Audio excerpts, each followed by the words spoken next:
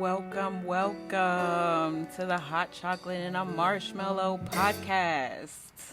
Hey guys, we're back. It's 5 o'clock somewhere, and I'm glad you're taking the time out to hang with us today.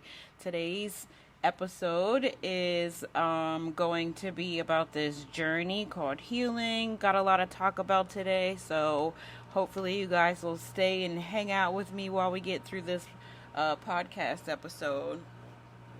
Hope you guys had a great day today. You might be on the way home in your car, decided to listen to us today, decided to see what we were going to talk about. So I don't want to waste too much more time. We're going to go ahead and dive right in. Today I was just sitting around and scrolling around on my phone, and I came across something that just kind of hit me to do this as my first episode, getting into this new framework here. So let me tell you, the title to this episode I have is called Healing Out Loud, because I nearly died in silence. And when I saw this, I was like, this makes so much sense to me. It makes so much sense, and I'm sure it might feel the same way for a lot of you that are out there who maybe are currently on this journey like I am, or who haven't started the journey yet, but you're not quite sure, but you're still having these feelings of I know that there's something that I need to do, and you are seeing different signs maybe, and you're not sure what to do with them, or you're not sure that you're ready to trust, what path you're getting ready to take. And so this episode today, I think we're just going to kind of talk about that. I'm going to deliver a little bit of my story and what led me to do this podcast, and how I think that, and I hope that this podcast will be able to just help somebody, whether you're starting the journey, whether you're in the journey like me, for those who have, gone through the journey and they've got out on the other side, and are able to, raise their hands in thanks and praise to the Almighty who's got them through. I feel that for you, and I feel that for me and all the other people that are coming through behind me. And so I think that this podcast is something where I just, in my soul, felt like it was time to develop something where we can have real communications and conversations from people who, like us, who are just going through it. We scroll on Instagram, or we might go through Facebook, or, look at what people are saying, and we understand that these people are people that are like us, and maybe to some degree, on a different level than us, but sometimes we might feel like maybe we can't connect with them, even though maybe we can connect with their content. Maybe we feel like we still can't connect with them. And I hope that my journey and the journey of guests that we have, and the journey of each of you as we connect here through this podcast, I hope that you'll find some sort of safety and security in being able to know that there's so many other people around you that are going through the same things, or trying to make these decisions about what you might need to do next, or the scary parts of it, the dark parts of it. I feel like this podcast is where we're going to just kind of talk about it all. This is my also way of being able to heal out loud, when I held so much in and I suppressed so much throughout the course of my life. I think that, and I think and I pray that this will bless so many people. I feel like the Spirit has been leading me to create this podcast in order to share some of the things that I have gone through, that has led me to deliver this podcast to you all. And so I'm excited, and I'm ready to rock. Today's episode, Healing Out Loud, because I nearly died in silence. Whew. Man, this hit home like crazy. So some of you who know me know I am sharing my journey via social media, on my page. And I came to this decision because, basically, back to, this episode's title, I came to this decision because there were so many things that had led me to fight my battle in silence. And now I have come to the decision that it is okay for for me at the point of the journey that I am in now. It's okay for me to start sharing my healing with others. I think that I've gotten far enough in this journey of healing where I've gotten to the point that this stage of healing that I'm now able to begin to share, because I've gone through and have dealt with so much already, that, for the people that are coming up behind me, that I can kind of share in that experience with them, knowing that I've already gone through it. For the people that are here and rocking with me right now as we go through this stage, this is going to be something interesting because we're actually going to be able to really connect and talk to each other about what's happening, and some of the situations might be very similar, but the way we had to take those situations and handle them might be very, very different depending on the type of person or the situation that we are dealing with. So it's going to be very interesting. And for the people that, and for us who are going through it, waiting to get out on the other side to the light at the end of the tunnel, there are people that I'm going to be interested in hearing from to see how that feels and what their journey's been like since they've gotten on to the other side,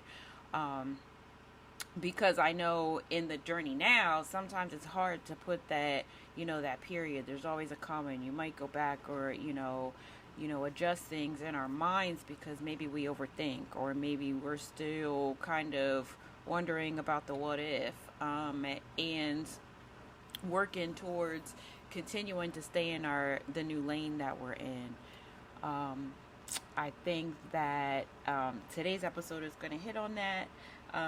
The reason why this podcast for me is so exciting and I feel great and I feel blessed to be able to do it is because the journey for me and being able to heal out loud is so important, because at so many times in the past, in my life, I've felt alone, and I always felt like nobody knows or nobody understands, primarily maybe because I had a lot of friends who weren't married, or maybe they were going through something similar, and while we might have connected as females in various ways, we might not have connected as much because maybe they were single and we were married, and or maybe the married people that I knew, they were older, and it was a hard thing to kind of work through when you couldn't find somebody that you could really, really 100% confide in a lot of things. So you feel alone a lot of times. The good thing about that, though, is, and this also can be the very hard thing, is when you have faith, and then your faith will, it's almost like it wavers, but then it's your faith doesn't necessarily waver, because you feel like it doesn't necessarily, because it's always been there. It's always been there. You've always had this trust that you're gonna get to where you're gonna go. You're protected by the Almighty, and so it's you just have to trust.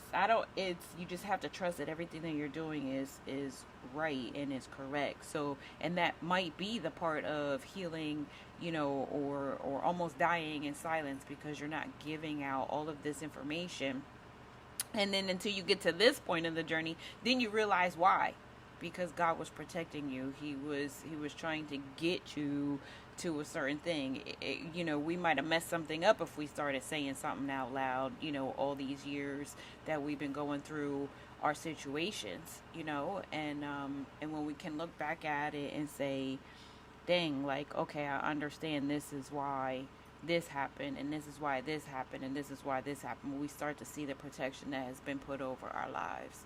Oh, the other reason why I think healing out loud too is now has gotten to the point that it's good for me is because I have children. I have young adult children. I'm a grandmama too. Yay! To a beautiful, beautiful grand princess. And she is just amazing. This little lady was sent to this earth and she saved her Coco's life. Yes, my name is Coco. But she saved her Coco's life, and she's just amazing. And so, sometimes from time to time, you'll probably see her if you follow me on social media. You'll, get a peek of her from there. She's beautiful. But anyway, so let's get back to this. But I have children, and a lot of the decisions that I have made when it comes to how I have fought this battle over the course of life and their life comes down to how I was going to teach my kids and what I thought was appropriate in the times that things were happening and how to deal with them. My children are my pride and joy, and they're my gifts that I can't get enough of. So knowing and understanding how I have come up in life and the things that I have gone through, it has been everything in me to make sure that I protect my kids and teach them the best that I can and all that I can in order so that they can become the most productive citizens in life. I think that that was a big part of how I fought this journey of separation and loss of marriage, and going through my divorce. My kids have just been the force on which I am able to make my decisions, so that way I can protect my kids, so that way they're able to see things from their point of view, understanding that mommy is always going to be with them. So sometimes when you have kids, it's a lot, and that's a whole episode in itself, with the whole co-parenting and what happens when you do and what happens when you can't co-parent, with the other person. And so that'll be an episode in itself, because I know y'all have things that need to be said about that as well too. um but it's tough. It's that going through the journey of healing. And when we decide to heal out loud, some people might be like, oh well, they'll feel some type of way, but you have to discern what is best for you. You have to what is best for you. If you heal in private, that's okay. And I'm not saying that you have to tell all of your business when you're going through this healing process. I don't tell all of my business when I'm going through this healing process. There are points and things that are in the journey that are, I feel, that are necessary to reveal, and those are the things that I reveal. There are things that obviously I understand that don't need to be revealed, and there are stages in which things need to be revealed. So you have to understand that. I think that whether you decide to, or whether you have felt that you're being led to heal out loud, just be reminded that it is okay. It's okay to heal out loud. It's okay to share with others, because you have to understand that you are not alone out there. You're not alone out there. So whether it's somebody, and you also have to understand that the Almighty is not going to send somebody that is not going to be able to assist you in this process and be strong for you. Because let me tell you, the people that I have met in the past 2 years have been the people that have held me up and have taught me things and have showed me things and have picked me up off the ground when I couldn't pick myself up.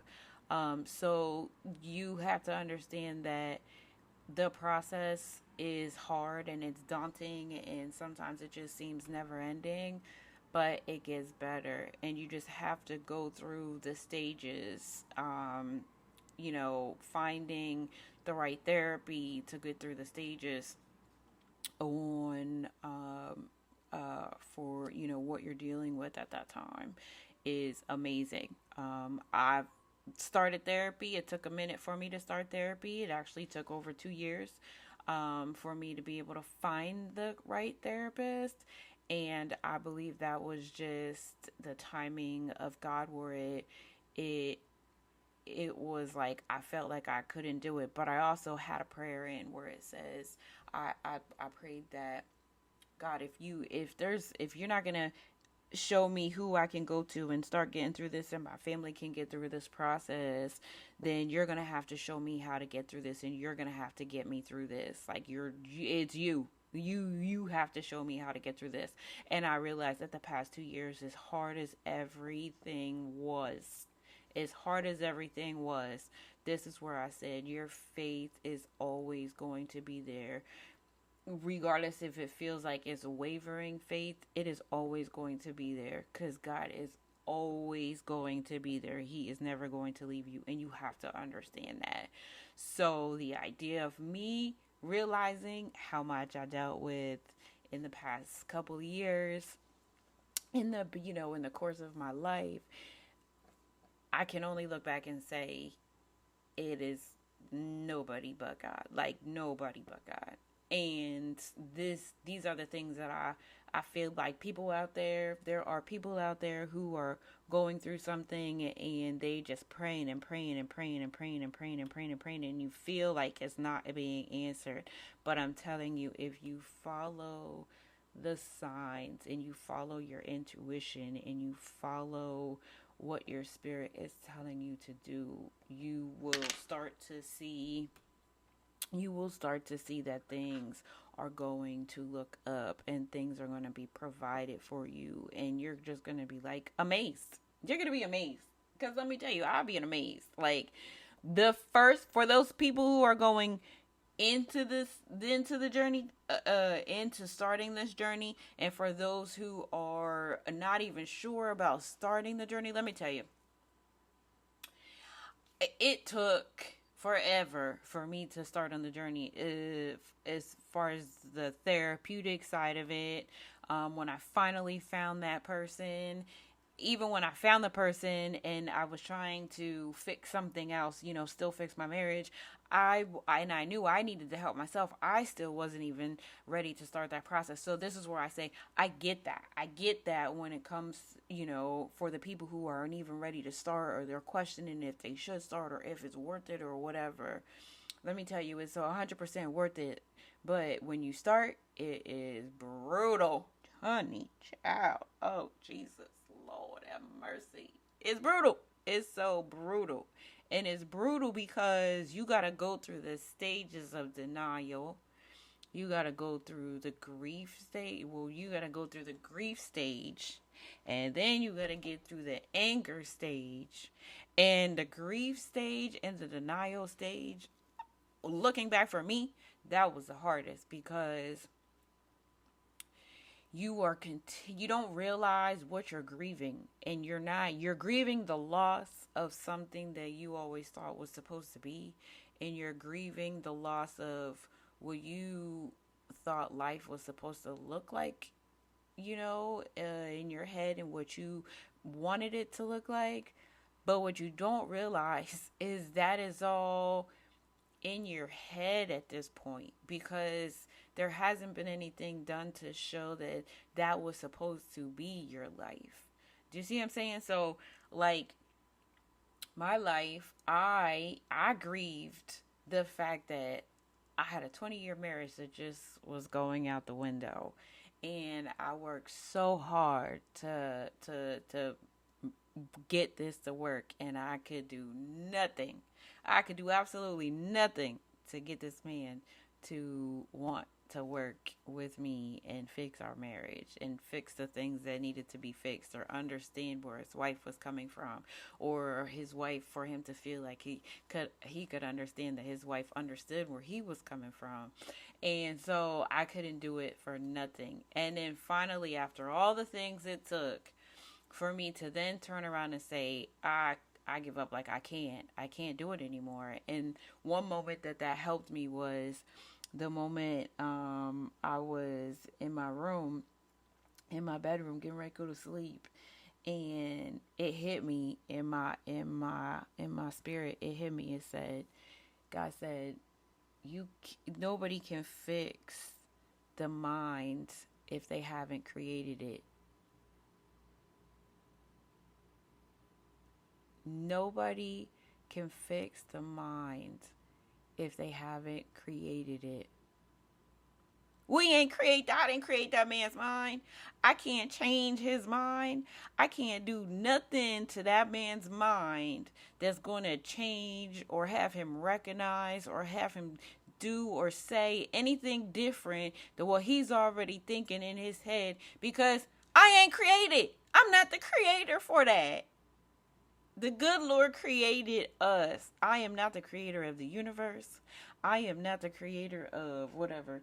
If and if the creator didn't give me the instructions on how to fix this man's mind, what am I supposed to do? Continue to try to fix it and look like a whole dummy? No, it's hard. And we don't understand it. And it takes time. And through the journey of the process, I was able to understand it. And God was able to reveal for me. And it was confirming also because earlier through time, before then, God kept saying to me, be patient. I got this. I got this. I'm going to work with him. I got him. And I was like, okay, and yet, there's still things on the human side of us that we feel like we still need to try. And there are steps that I was being shown that I needed to do. And a lot of it, what people don't realize when you're going through this process and when you are following the steps that are being led for you, it could be that you were following the steps and you were doing exactly what you needed to do. But God is also showing you why you need to let go. He's showing you why you need to let go. He's going to reveal to us that it's only him that can change that person. While on the other side, you might be one of those people that understands and maybe sees it somewhere from my point of view, where it's like all those things that happened and all the times that I sat there and I tried this and I did this and I did this based on the intuition that was given to me in my spirit. Nothing worked. Nothing worked. Every single thing that I did, God give me an idea, it comes, I do it, nothing worked.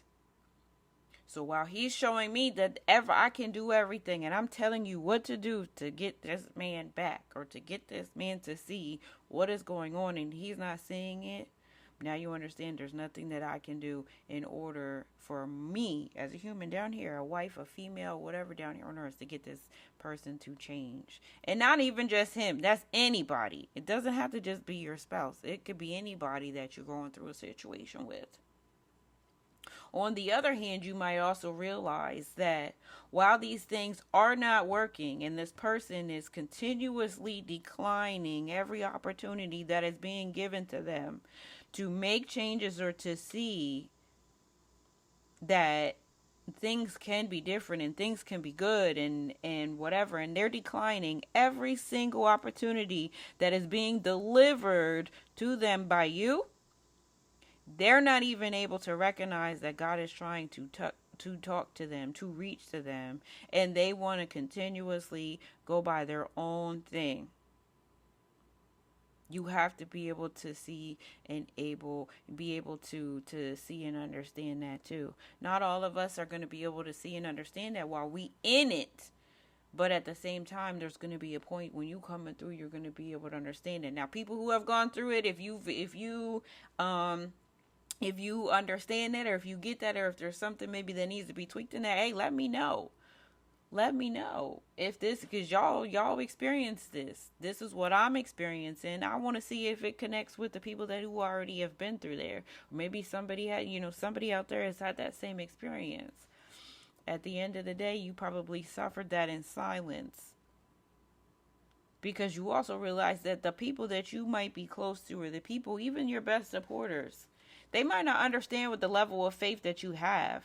They might not understand that what you're doing, or while the things that are being done by you and the decisions that are being made by you, they're not going to fully understand that, because the good Lord doesn't reveal to them what is going on with you and what he wants you to do, because that's between you and him. That's not between you and anybody else. That's between you and him. Because at the end of the day, my marriage was me, my husband, and God. So why would somebody else be given any instruction on how to deal with me and my spouse when they weren't the ones that put us together? That's where a lot of people have to understand. So when I came to that realization that I didn't create this man. No therapist didn't create this man. His mama, his siblings didn't create this man. God created this man. God put that man together. He's the only one that can change the mind of that man. The only one that can change the mind of that man. And in that moment I said, Monica, you gotta go and work on you. You gotta go save yourself. You gotta be the person that you felt all these years deep down within your soul. I'm gonna show you how to become that person, but you have to start letting this go. So that's when you walk through and you start going through these stages, and you start when you can get past the grief, and it's going to take some time to do that too. And this is why having a therapist is the best thing that you can do. And believe me, my therapist is going to be on a podcast show, because Lord knows he done dealt some with me.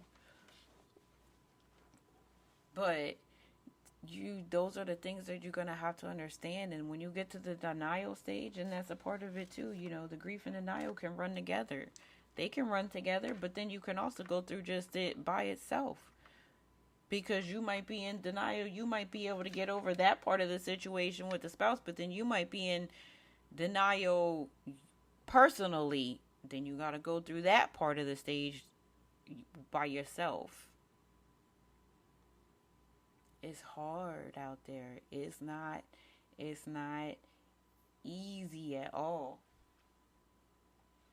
But you got to believe, and you got to hang on. You got to keep pressing. It's my therapist to say, you got to stay strong. You got to stay strong. The boundaries that you put up are the best thing that you could do. One of the best things that you could do. Because that's going to keep you from doing crazy things or stepping backwards. And there's going to be moments where you're going to want to step out, but you got to say, no, that's the past is in the past. You don't drive your car looking out the rear view. You don't drive your car continuously going forward, looking in the rear view mirror, because you going to fuck something up. You going to die. You going to kill yourself. Not looking forward at what is coming in front of you. You gotta pay attention. So when there's signs like this, like I'm saying, that led me to this episode today, where it's like, yeah, I'm going to heal out loud, because my healing is going to be tied to other people who are out there too. It's not just tied to that. People can share with me. We can share with others. And I think it's just the most important part of the journey, where you have to understand that we're not alone.